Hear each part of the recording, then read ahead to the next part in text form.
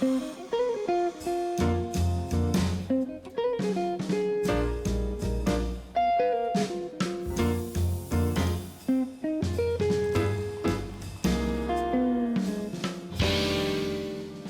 playing the piano at age 3, writing your first song at age 10, moving to Hollywood, hanging out with Elton John, and having Quincy Jones as your mentor. We catch up with Natchez native Glenn Ballard on this edition of Conversations. Glenn, welcome home. It's good to have you back in Mississippi. It's good to be back after 41 years, I'll tell you. 41 years? Well, you need to come back about every 20 at least. I know, it's true. So why are you back? I'm thrilled to be here. Yeah, why are you back? I'm back to celebrate the 300th birthday of my hometown, Natchez, Mississippi. And it's very rare that you get to celebrate anything that has a 300 attached to it when it means a birthday. So a couple of my friends are sort of running this whole campaign to celebrate our diversity and our history. So they asked me if I would get involved on some level. And as it ends up now, I think I'm doing a concert tomorrow night. As unfamiliar as that may be as a songwriter, I'm going to be doing some performing. Yeah. But really, it's a celebration to say, happy birthday, 300 years. Let's have another 300. I know you've pulled Greg Isles away from the word processor for a few minutes to play with you, too. He has been so gracious to agree to come play a song with me on stage. And he's such a fine musician anyway. And of course, he's the leading artist in Natchez. He's a giant of creativity. And so I love the fact that he's going to celebrate with me, making some music together. There's really a creative class in Natchez now, and it's really making a huge difference, isn't it? Well, I think there always has been this creative sort of resonance in Natchez. There's a je ne sais quoi to it that is a kind of an enchantment that I think any creative person would feel. It has a richness, a texture, a physical beauty that truly, if you're an artist and like me, observing life, it's a pretty interesting place from which to observe life. So, I mean, growing up there was really an adventure. It's a town full of eccentric people. I considered myself to be happily among them, and an artistic sensibility finds its home there, certainly. You started very early playing piano. I mean, I've read some places where you're like 3 years old and you're playing the piano and you're writing songs by 10. You could call it playing the piano at 3, but it was more like me making an investigation of what music, sort of like seeing music on these keys in front of me.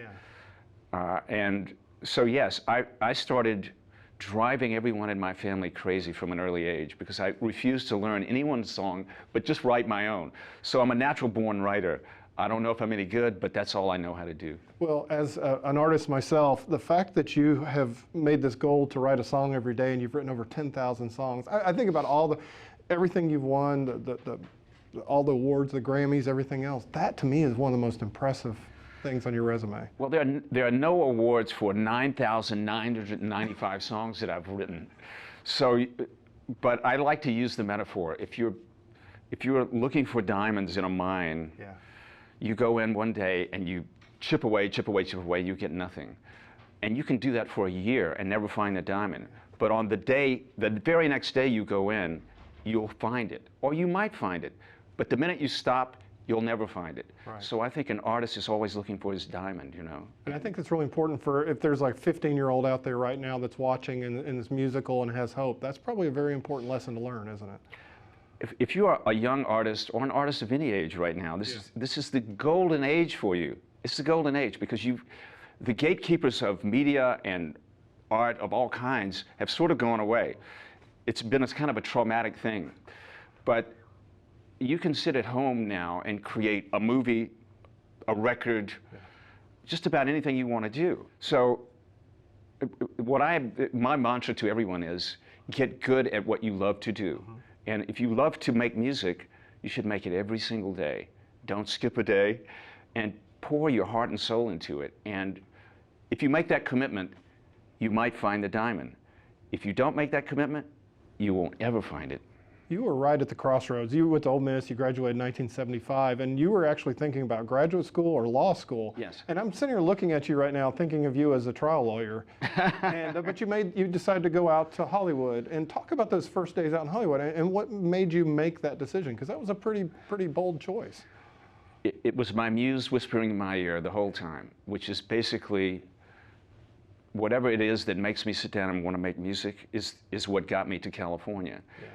And when you're 22 years old, you're young and stupid enough, I think, to not even consider all the things that are stacked against you, that the odds are really like 1 in a million. Yeah.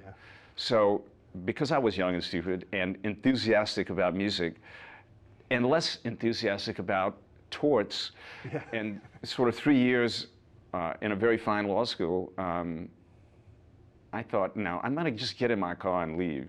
So that's what happened. But you got a pretty powerful education. I mean, you're working with Elton John.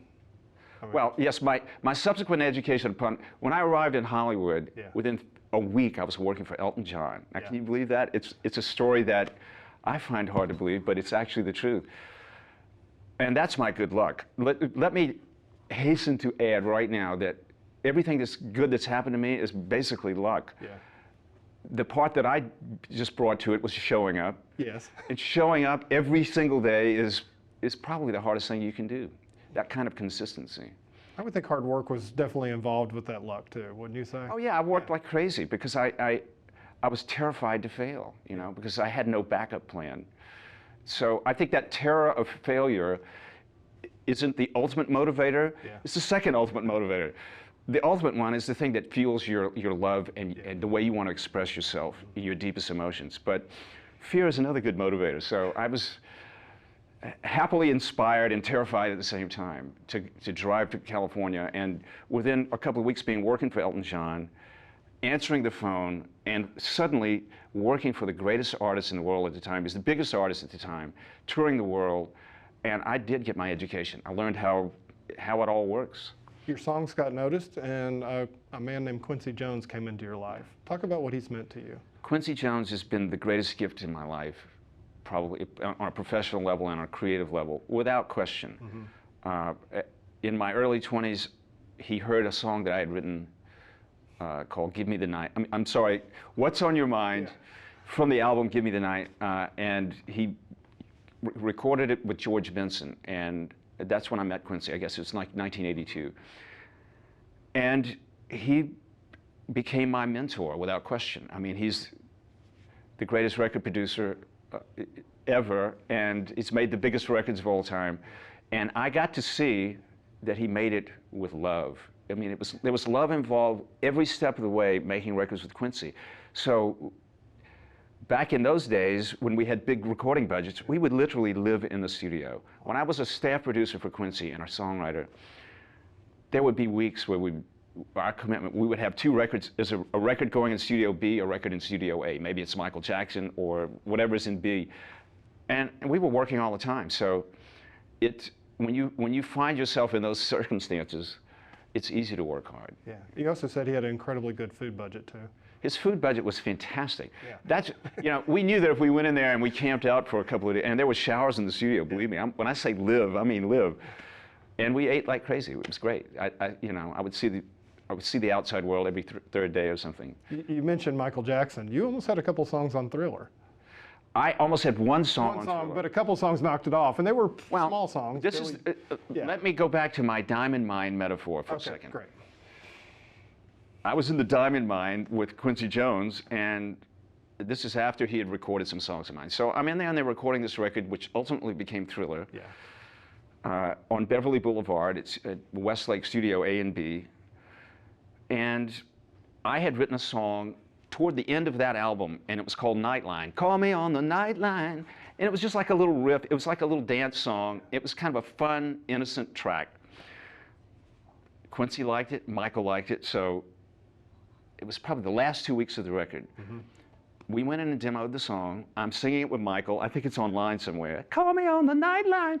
And I thought, oh my God, I might make it on this record. I won't, you know, I won't try to do anything but just pray for it, you know. And the next week, he came in with a new song. Michael came in with a new song. And Rod Temperton, who's, in my opinion, the greatest songwriter of all time, who wrote Thriller and who wrote Off the Wall, he put this song together, and it started off with a bass line. Boom, boom, boom, boom, boom, boom, boom, boom, boom, boom, boom, boom, boom, boom. It was a song called Billie Jean. So Billie Jean knocked Nightline off the record. Boop. And so the record comes out, sells 50 million albums, and everybody calls me up, man, you must be bummed that you didn't make it on that record. And honestly, this was my moment of either collapsing, getting out of the diamond mine and going to get a straight job. And I said, no, you know, that's okay. And I don't know why I felt that way, but I just felt that my day would come. Yeah. I was probably faking it, but I thought my day will come. So as it turned out, the record comes out, biggest album of all time. I didn't make that bus. Yeah. I didn't get on that trip. But the next record was a thing called Bad. And it's sort of like we went through the whole process. I'm trying to write songs for it. I'm working for Quincy. I'm thinking, I'm surely going to get on Bad. There's some sort of karmic reason I'll get on this record. So we get to, I wrote probably 10 songs for that, you know, one a day, right? Yeah. And so none of them made it. They weren't making it. You know, Michael had these great songs already. The Way You Make Me Feel. Oh my God, just a fantastic record. So I'm there working on the album the whole time thinking, I don't think I'm gonna make this one either, but I'll be fine as a musician and arranger, whatever. So the last like 3 days of really, that album was about to close out, and my songwriting, one of my great songwriting partners is a woman named Saida Garrett, and she called me up and said, we have to write another song for Michael. I said, look, I've been down this road. I'm written out. I can't. This is like a Saturday afternoon. She said, one more try, you know. So I owe it all to Saida for even thinking we should do this. Yeah. She came over to my studio, and literally on a Saturday night, I canceled my plans, and we wrote a song. We wrote it in a couple of hours, wrote it around a Fender Rhodes, and it was called Man in the Mirror. Oh, wow. Saida loved it. Yeah. We had this little demo, and it was a Sunday, and she called Quincy, which I never would have done on a Sunday. She said, I got it, Quincy. I've got it, I got it, I got it. And she drove it over to his house in Bel Air, played it for him, and she was right. Yeah. We had it. And played it for Michael the next day. On Tuesday, I was in arranging, making this record, and it was called Man in the Mirror. So one of my favorites. It's one of my favorites. I mean, the message too. Not only the song and the music and the message, just an incredible song. Well, I mean, on every level, it was the perfect sort of reward for my staying in the diamond mine. So I did come up with what I consider to be a diamond of a song, and of course, his performance means everything to me. Seeing him perform it live at the end of his concerts in the '80s, like in Wembley Stadium. A transcendent moment for me as a songwriter, sitting there thinking, did I have anything to do with this? So it shows me the power of basically staying in the game as long as you can. I'm trying to think about if I had to describe you with one word, chameleon, range. I mean, if you can write a #1 song for George Strait and then turn around and write a Broadway play, and then do a soundtrack for a song for Polar Express, and then turn around and write a song for Michael Jackson. How do you pull that off? Because some people are just one-trick ponies. They go and write one song, one type of music. I think it has everything to do with the fact that I have very little musical training. And so for me, the act of writing is literally figuring out music. Yeah. Each and every time I sit down, it's always the intervals, the relationships between notes and chords. And that's literally, for me, I don't think in genres, I just think in terms of notes and words. And the genres can come later, you know what I mean? And I think I'm operating from a purely creative place every single time. Yeah. And if it turns out to be a polka song and I'm trying to write a disco song, so be it. Because I think you sort of have to let, if you're doing it right, the muse has to lead the dance. Yeah. If you tell her what to do every time, it's the same old dance, you know? So I believe in staying open to that. You missed out on one of the biggest albums of the '80s, but you landed right in the thick of the biggest one in the '90s, yeah. Little Jagged Pill. Not only did you produce it, but you and Alanis Morissette sat down over 20 days and cranked out 20 songs, which I guess 12 of them were on the album. That's right. Talk about that experience, because that had to be a high energy, just explosive writing session. It's the most magical kind of connection I've ever had with an artist in that kind of a period, with the possible exception of Dave Matthews, and I did that with him too. But I met Alanis when she was 19 years old. I think it was March 8th, 1994, and or 95. And she had been dropped from her record contract in Canada. The publishing company had kept her publishing rights, but she really was she had been cut loose and basically been told by the establishment, you're no good anymore, you're 19, you're too old, that's it. because she had done some dance records before that. And so when I met her, it was purely, she didn't have a record contract. I didn't have a budget. I didn't even have enough money to pay a recording engineer. So she came over, my publishers had asked me to write a song with her. I'd never met her. She came over and we wrote a song that very day. And 3 days later, she came over, we wrote another song, and it was called Ironic. Wow. So on the second time I had written with her, we wrote this song called Ironic, and I thought, I really like this. I don't know what this is. I have no idea what genre it is, but it was, on every level, we were playing tennis and having these long rallies and making this stuff happen in a day, you know. So that's the way that record went. I mean, it was never under the auspices or the aegis of a record company. We made everything in my studio. I played everything. She sang everything. And our goal was, because she was going back to Canada and commuting, we just have to get a song done every day. Yeah. So we got together 20 times between March and like, I think January of the next year, and we ended up with 20 songs. And every record company that we took it to passed on it. Every single major record company, and a couple of minor ones. And then sort of out of desperation, we ended up at Madonna's label, and nobody was taking it seriously. And so she loved it, Freddie DeMann loved it, Guy Oseary loved it, and 3 people over there basically said, we get it. Yeah. Especially Guy Oseary, who was 22 at the time. And so, again, the record was made, I think, for less than $10,000 all in. You're kidding. No, I'm not kidding. 33 million records later, that's right. $10,000. So that was a profit record, for sure. And, but again, we had no idea that anybody would even like it. Yeah. We thought they were just a big collection of demos. And so it showed me that just being true to the muse can occasionally pay you back in a big way. And definitely not getting out of the diamond mine, because she could have very easily said, you know what, this is done. Yeah. Yeah. Well, I mean, I think on every level at that time in her life, there was a sense of defiance that I have something to prove. Oh, I'm not done at all. Yeah. Just listen to me now, you know. So I think it was a sweet moment. It definitely was. Definitely was. I read a very funny story about the process of writing with Aerosmith with Joe Perry and Steven Tyler. What was it like? Because you were in the Martin Hotel, weren't you? We were at South Beach for 6 months. Yeah. I think in January through June of 1996. I don't think I could have gotten any work done. Well, first of all, those guys were clean and sober. Yeah. There was like, I mean, I didn't have a drink the entire time I'm there. Really? And no, we had a lot of coffee though. Okay. But it was the perfect place to be with Aerosmith, South Beach, and we lived in the Marlin Hotel, 9th and Collins there. The Elite Modeling Agency was at the end of the hall, and the next door to me is Steven Tyler, above me is Joe Perry, and we sat and wrote in that hotel for 6 months. And I can tell you, it was the most fun I've ever had. I could imagine. There's no question. It was like being on some extended vacation. And the truth is about Tyler is that he's a creative genius. Yeah. A creative genius. I don't know, we probably wrote 75 songs that no one will ever hear. We didn't finish most of them, but we couldn't just write for Aerosmith. We just had to just do this thing. And so for me, it was like exercise, working with somebody who's so creative. And plus, Steven Tyler sings when you're writing. Oh, so you have he's got cast iron vocal cords. Yeah. He could sing all day. He can do all that.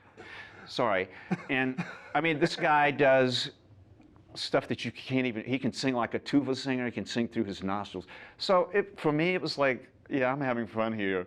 It was such a great time. And I ended up with 2 or 3 songs on there. One of them's called Pink. Falling in Love is Hard on the Knees, and a thing called Taste of India. It's a great time. Let me throw a few names out at you. George Martin.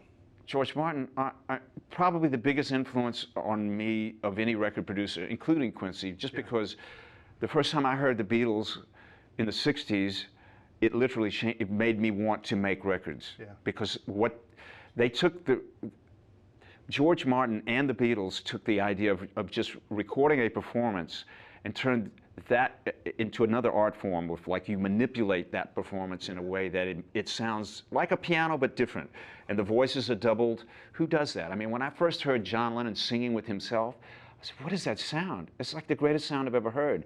And he was doubling. So these are techniques that no one had even thought of doing. So yeah, George Martin, an incredible genius and a great gentleman. I know when he turned the piano into a harpsichord in my life, just by speeding it up. Just by speeding up. Yeah. They were breaking every rule and doing it and having a great result. It was fantastic. Idina Menzel. I say I didn't do the John Travolta there. I actually pronounced it correctly. Idina Menzel, one of the great singers from Broadway. I mean, there's no question.